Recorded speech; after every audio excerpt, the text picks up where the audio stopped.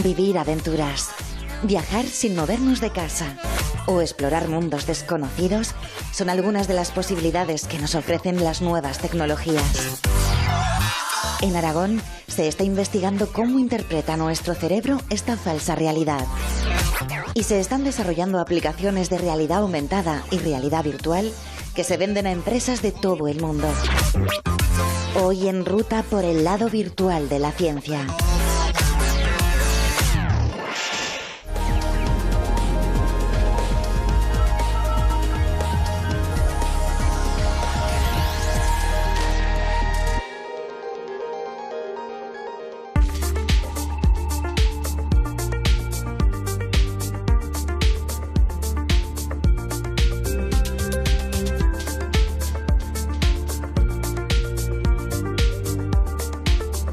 ¿Qué percibimos como real? Carlos va a tratar de descubrirlo.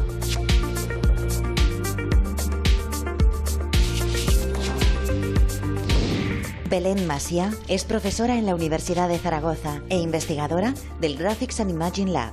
Ha sido investigadora visitante en centros como el MIT, el Instituto de Tecnología de Massachusetts, en Estados Unidos. Estamos en el campus Río Ebro para hablar de un tema fascinante que muy seguramente va muy pronto a formar parte de nuestras vidas. Belén, ¿qué es esto de la realidad virtual? Bueno, pues igual lo mejor es que lo pruebes tú mismo. ¿Ah, sí? ¿No? Sí. ¿Lo puedo probar? Coge unas gafas y puedes sumergirte en el mundo. He ido a un de la montón realidad de ferias que tenían gafas de estas, pero había unas filas interminables y bueno, esta es una de las cosas buenas de mi trabajo. Belén, qué pasada. Estamos como en un escenario de la guerra de las galaxias, ¿no? Es espectacular. Yo había visto imágenes en películas en 3 dimensiones y siempre había acabado un poco mareado, pero esta sensación es totalmente diferente, ¿no? La sensación de inmersión es increíble. De todas formas, se sigue notando, ¿no? que es un entorno virtual. Es decir, no percibimos exactamente igual la realidad que la realidad virtual. ¿Por qué no es exactamente igual? Bueno, esa pregunta es precisamente lo que intentamos responder con nuestras investigaciones, ¿no? Tienes razón, tú todavía notas y sabes que estás en un entorno virtual, pero realmente conforme te vas y si pasas un tiempo y hubiese acción alrededor de ti, sabemos que te empezarás a meter dentro de ese entorno y que la sensación de inmersión será enorme. Hay mucho de percepción en realidad virtual que no sabemos, pero sí que se van haciendo experimentos, el nuestro y otros, para intentar entender más. Y al hilo de la inmersión, por ejemplo, sí que hay experimentos que sabes que si a la gente le colocan el casco de realidad virtual, el entorno es claramente generado por ordenador, es sintético. Y por ejemplo te hacen caminar sobre un tablón que está suspendido en el vacío. La gente le cuesta muchísimo caminar ese tablón. Tiene vértigo, toda la sensación de estar en un tablón suspendido en el vacío, en el piso, a una altura de 15 pisos sobre el nivel del suelo, y lo pasa fatal cruzando ese tablón. O hay experimentos también que pretenden también mostrar esa sensación de inmersión que hay en realidad virtual, en el que a ti te pongo delante tuyo un espejo y tú te ves en el espejo, pero ves una imagen de una chica. Y a ti en realidad te cuesta poco meterte en el papel de que eres esa chica. Entonces intentamos entender poco a poco cómo percibimos en realidad virtual, pero es muy complejo. Además está el hecho también en realidad virtual de que las leyes de la física, lo que conocemos como leyes de la física, como sabemos que se comporta todo en el mundo real, ya no tienen por qué cumplirse. Claro. Y pueden no cumplirse o bien porque las simulaciones no están bien hechas, igual no sabemos hacerlo bien, puede ser por el hardware que hablábamos y que pues, hay ligeros retrasos en la señal y demás, o pueden ser porque adrede no se cumplan. Y la pregunta de qué hace nuestro cerebro ante eso, ante ese no cumplimiento de las leyes de la física, está por responder. Sabemos que hay cosas que nos causan, pues en temas de hardware, ese retraso que hay en la señal nos causa muchísimo mareo. Pero también sabemos que la gente que utiliza mucho estos dispositivos y juega se va acostumbrando y ya no nota ese mareo. Entonces el cerebro es muy plástico, el cerebro se amolda y se adapta. Y realmente entonces en ese sentido tu percepción puede hasta cambiar con el tiempo. Eso nos hace hasta preguntarnos sobre nuestra percepción del mundo en general, ¿no? Si también es distorsionada. Claro, ¿no? Efectivamente, si también es distorsionada, pues realmente, porque ya te digo eso, con unos gráficos, como una imagen como la estás viendo claramente sintética, pero te lo crees. Entonces, ¿qué nos dice eso sobre nuestra percepción del mundo real? Si no te importa, me voy a quitar las gafas y continuamos sin ellas. Belén, ¿qué pasa? Es decir, yo había visto eso en películas en 3D, pero la experiencia desde luego no tiene nada que ver. ¿Por qué hemos tardado tanto en tener este tipo de herramientas? Pues esa es la clave. Ahora parece que se están popularizando por fin. En realidad hace décadas ya existían cascos de realidad virtual, te los ponías y te metías en estas escenas sintéticas y navegabas mundos fantásticos. Pero realmente es ahora cuando podemos tener algo así de ligero, así de pequeño, que podemos coger, que puedes llevar sin problemas y que te mete dentro de esos mundos virtuales, ¿no? ¿Qué ha sucedido? Bueno, lo primero es una mejora en el hardware, en los aparatos en sí. Esto en realidad son una serie de lentes y unas pantallas LCD, bueno, no muy distintas de las que tenemos en los ordenadores, ¿no? Y hemos conseguido eso, reducir algo tan grande a algo chiquitín y a un coste de fabricación que es aceptable, a unos cientos de euros. Y además también está, por supuesto, la capacidad de cómputo, es decir, la capacidad de los ordenadores de calcular, de hacer todos los cálculos necesarios para mostrarnos en tiempo real eso es lo importante, ¿no? Porque generar estos mundos virtuales tiene que hacer es muy pesado desde el punto de vista computacional. Eso es, o sea, cuando te pones esto y empiezas a navegar por ese mundo virtual, el ordenador en tiempo real pues tiene que calcular la posición de tu cabeza, cómo la tienes de inclinada, si te acercas o te alejas el punto de vista para mostrarte la imagen aquí de acuerdo a cómo te mueves. Porque la idea es que, como hemos hecho, tú te puedes mover dentro de esa escena, ¿no? Puedes ver dos tipos de contenido aquí. Sí, puede ser contenido real que ha sido capturado con unas cámaras especiales que capturan en 360 grados, para luego mostrarlo aquí, que tú puedas girar la cabeza y efectivamente ver lo que está detrás de ti. Y hay contenido que está generado por ordenador. Parte de vuestras investigaciones es en mejorar precisamente esa experiencia estudiando, ¿no?, cómo es la percepción en estos entornos virtuales. Eso es. Ahora mismo la realidad virtual y el boom que ha surgido con la realidad virtual es un medio nuevo al final. O sea, es una forma de interactuar con el ordenador completamente nueva. Y tratamos de entender cómo se produce esa interacción. Entonces, nuestros experimentos en concreto, en lo que trabajamos aquí en el Graphics and Imaging Lab, es que cuando tú te pones uno de estos cascos y te sumerges en ese entorno virtual, cómo te comportas dentro, qué es lo que llama tu atención, cómo giras la cabeza, a dónde diriges, cuáles son los puntos focales. De hecho, estamos conduciendo una serie de experimentos, intentamos medir eso para un montón de personas, para un montón de escenas, para al final, por aprendizaje automático, intentar predecir nuestro comportamiento en esos entornos virtuales. ¿En qué tipo de aplicaciones puede ser útil este...? ¿Para qué hacemos eso? Sí, es la pregunta siempre. A ver, por un lado tengo que decir y hacer, es necesario un alegato de la investigación básica. Esto es fundamental y siempre lo hacemos en este programa, es algo fundamental. Obviamente, pues eso, frente a la investigación aplicada, ¿no? La ciencia per se ya tiene sentido. Ya sabemos que siempre ponemos, es decir, el conocer las cosas, el entender el mecanismo, el fundamento del fenómeno ya tiene valor, aunque no sepamos hoy en día todas las aplicaciones que puede tener, ¿no? Y la famosa historia de Faraday que siempre con la electricidad, ¿no? Pues no sé, le preguntaba al ministro de Finanzas. ¿Esto para qué sirve? Dijo, pues no lo sé, pero algún día puede que cobre impuestos por ello, ¿no? Bueno, pues esta historia de la investigación básica, claro, tiene un sentido per se. Y luego, aún así, aplicaciones más directas de esto. Las más obvias son marketing, publicidad. Tú, si en ese entorno virtual, cuando además tienes que posicionar tu publicidad, ¿dónde la posicionas? Claro, en una pantalla el espectador es cautivo de alguna forma, ¿no? Eso es, y aquí efectivamente esa es la clave. El espectador es cautivo de lo que quiere, pero aquí el espectador controla la cámara, el espectador controla dónde quiere mirar. Entonces, si somos capaces de predecir eso, tiene pues eso, no solo en publicidad, sino también diseño de interiores, arquitectura. No, desde luego no es lo mismo ver una casa en un plano que poder meterte y moverte por ahí, ¿no? Eso es, cambia mucho. Y la otra aplicación que nosotros perseguimos, y para lo que digamos esto es un primer paso, estamos estableciendo los cimientos, es cinematografía virtual, cómo crear para el cine. Películas. Existe un lenguaje cinematográfico, o sea, llevamos 100 años desarrollando un lenguaje cinematográfico y se sabe contar historias para la pantalla plana. Llega la realidad virtual. ¿Cómo transforma eso? El usuario es la cámara, claro. Exacto, y el usuario controla la cámara. Entonces sí, habrá que desarrollar un nuevo lenguaje y a ver cómo podemos hacer eso. Una pregunta que tengo también es, hablamos de realidad virtual y estamos muy condicionados por la vista, evidentemente, pero en la realidad hay otros sentidos también. ¿Se plantea el incluir también, por ejemplo, eso, el sonido? Completamente. De hecho, bueno, hay todo un campo que se llama percepción crossmodal y habla de cómo interactúan los distintos sentidos entre sí.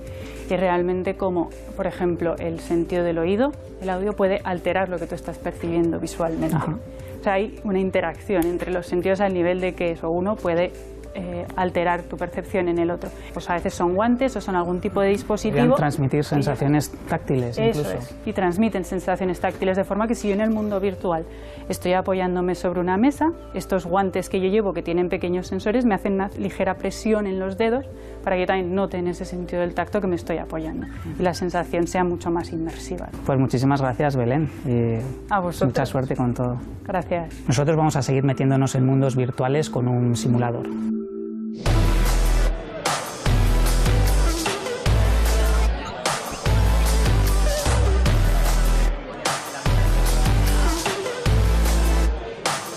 Las jornadas de divulgación innovadora de Massy ofrecieron la posibilidad de experimentar en primera persona la realidad virtual. Vibra mucho, se ha colocado en posición para... Madre mía. Estamos sobrevolando la Luna en este momento. Hay algunas turbulencias provocadas por la atmósfera y el polvo. Veo la Tierra allí al final, detrás nuestra, una bola inmensa azul y el Sol un poco más adelante. A través de realidad virtual, sentir un poco la sensación de un despegue por el espacio. Entonces, para eso tenemos una silla que tiene una serie de motores que se conectan al apretar dentro de la simulación a un botón, y a través de eso, de realidad virtual, Leapmotion y Arduino, que es el que le envía la señal a la silla para que se conecte, pues dar un poco esa sensación de espacio y de que estás despegando. Da la sensación de que estás aquí solo en mitad del universo. Tiene unos cascos envolventes también, que vas escuchando como tu propia respiración como si fueras un astronauta, y eso también te da como un poco más de experiencia, ¿no? Y luego la silla se mueve. Yo creo que sí que está muy logrado.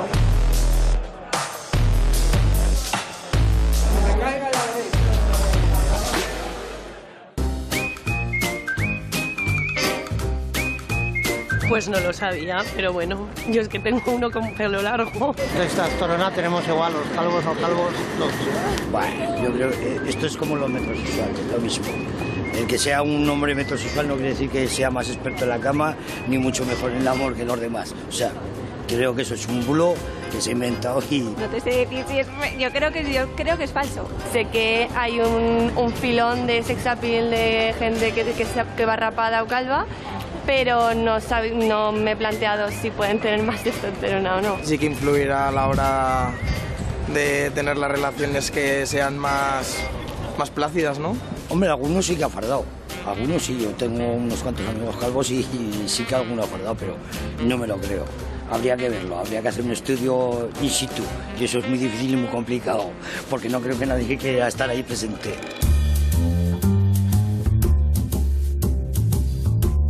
Que si los calvos, por tener más testosterona, son más potentes que los hombres con pelo.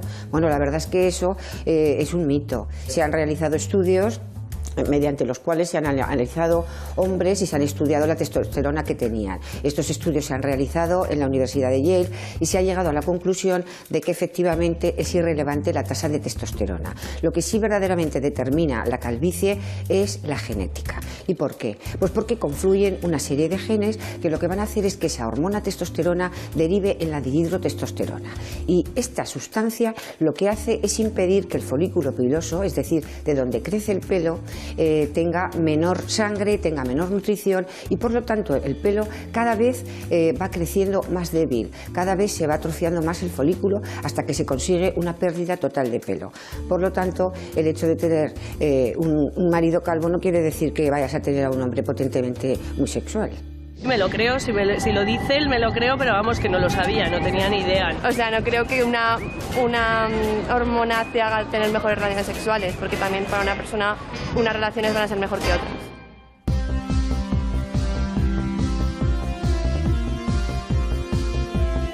Carlos se ha animado a cazar Pokémons en Hualca. ¿Conseguirá un Pikachu?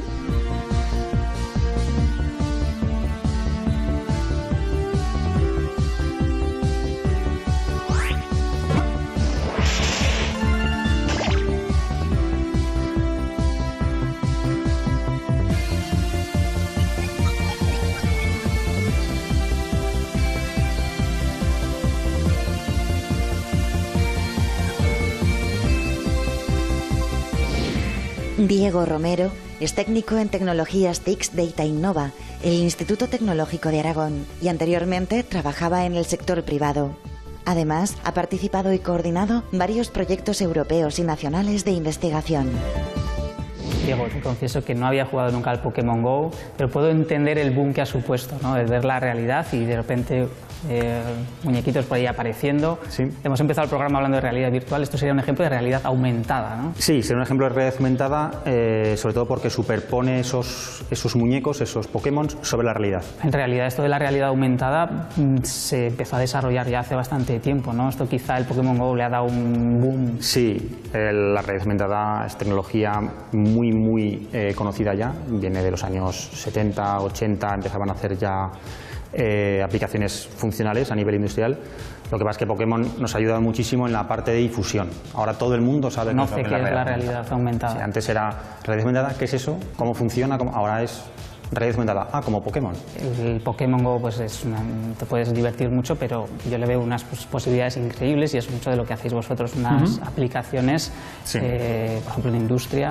Nosotros diferenciamos mucho entre realidad virtual y realidad aumentada. Realidad aumentada siempre utilizamos cuando son contenidos que vas a utilizar en el sitio, delante de una máquina, delante de en una fábrica, delante de una construcción, porque es contextual, o sea, tiene la componente de lo que estás interactuando con la realidad. O sea, la realidad aumentada lo que nos permite es disminuir los fallos. Guiar el proceso, en lugar de tener un manual que tengas que andar... Exacto, que tengas que andar consultando.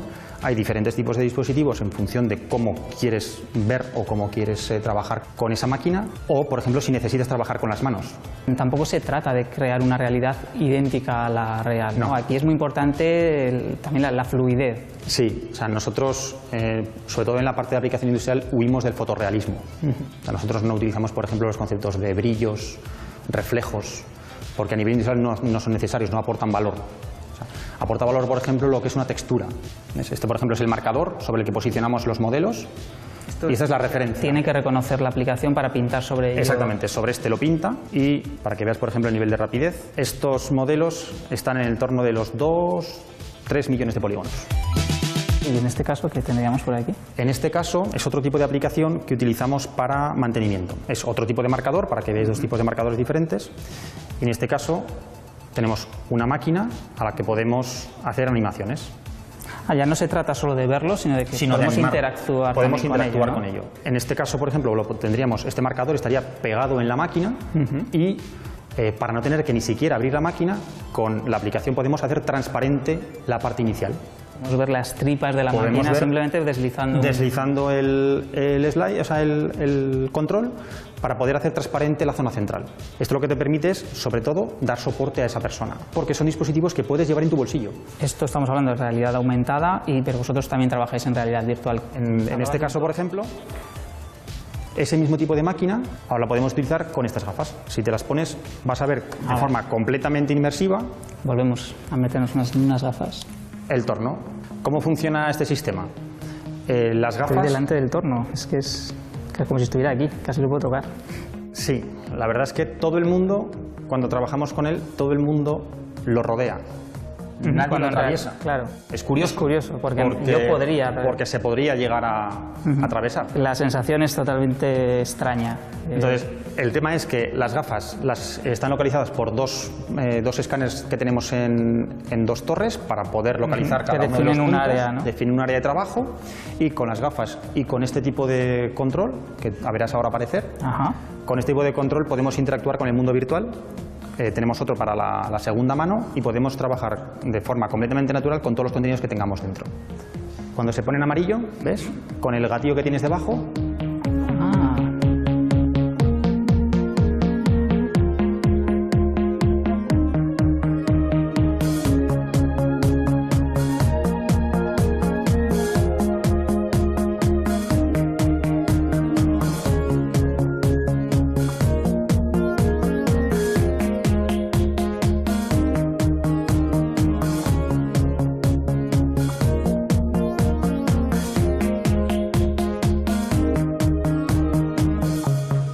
Aquí hemos metido algo que te decía antes, que son los motores de físicas.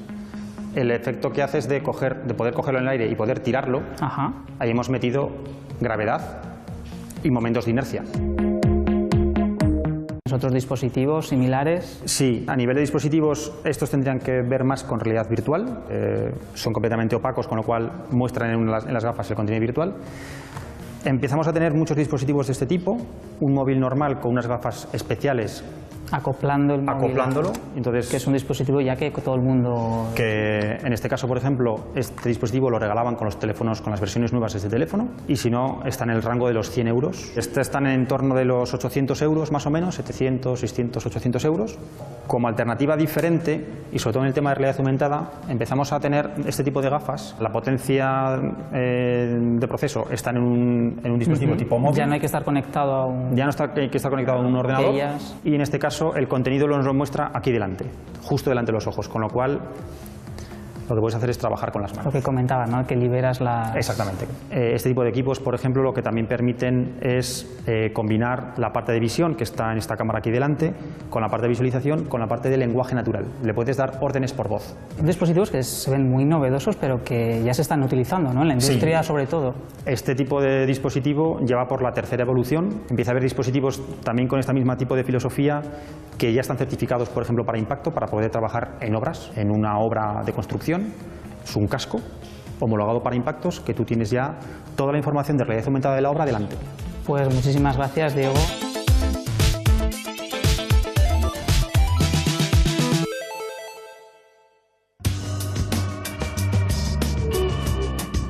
¿Sabéis por qué nos arde la boca cuando comemos algo picante? Hemos venido al restaurante La Quebradora para comprobarlo.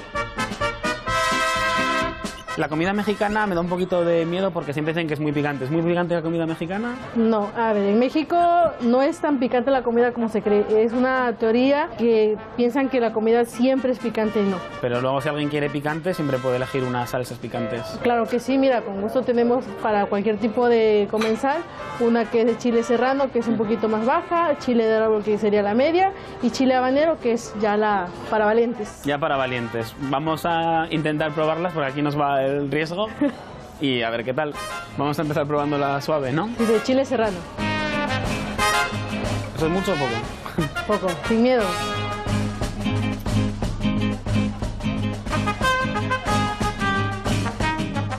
¿Qué tal?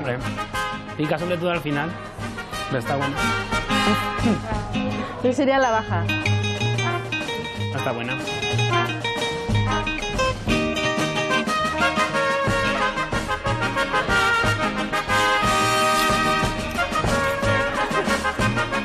Me vais a matar. Bueno, la siguiente sería la de chile de árbol, que es la que tenemos en el restaurante. Vale.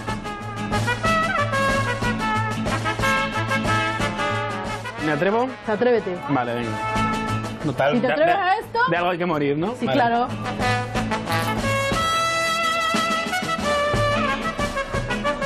Vamos bien, ¿no? ¿Y el chile habanero, que es ese pequeñito de allí? El chile habanero sería este, que se cultiva en lo que es Yucatán, Mérida, Campeche, Veracruz. En la parte sur de la República Mexicana es donde se cultiva este tipo de chile. Vale, pues nada, ahora sin descanso directamente pruebo la otra. A la habanera directo, claro que sí. Mójala bien para que puedas sentir el picor. Porque esta es como más líquida. Sí, mójala bien. Bueno. No pasa nada. Luego tenemos tequila, ¿no? Para tequila, postre. margaritas, lo que quieras. Perfecto. Pues sí, mezcal, chocolate, tequila de chocolate. Perfecto. Pues vamos allá. Está pica antes de probarla. Me digo todo. Siempre acompañada de un buen guacamole, queda perfecto. Los chiles y en general los alimentos picantes nos producen esa sensación porque tienen dentro una molécula que se llama capsaicina. La capsaicina se une a unos receptores en la lengua que son los mismos que nos avisan de las altas temperaturas. Por eso tenemos la sensación de que nos quema la boca. ¿Por qué no podemos beber agua para quitarnos el picante? La capsaicina es una molécula que se lleva mejor con las grasas que con el agua. Así que si bebemos agua, en lugar de disolverla, simplemente quitamos el resto de cosas de la boca y dejamos la capsaicina en la lengua. Si sin embargo bebemos algo más oleoso, como por ejemplo leche, conseguimos quitar la capsaicina de la lengua y que se nos acabe el picor. A veces cuando tomamos alimentos picantes notamos que también se nos ponen los ojos llorosos y empezamos a moquear un poco. Esto es porque el cerebro realmente está recibiendo la sensación de que algo quema en la boca, por lo que intenta rebajar la temperatura de la cara todo lo que puede por todos los mecanismos que puede.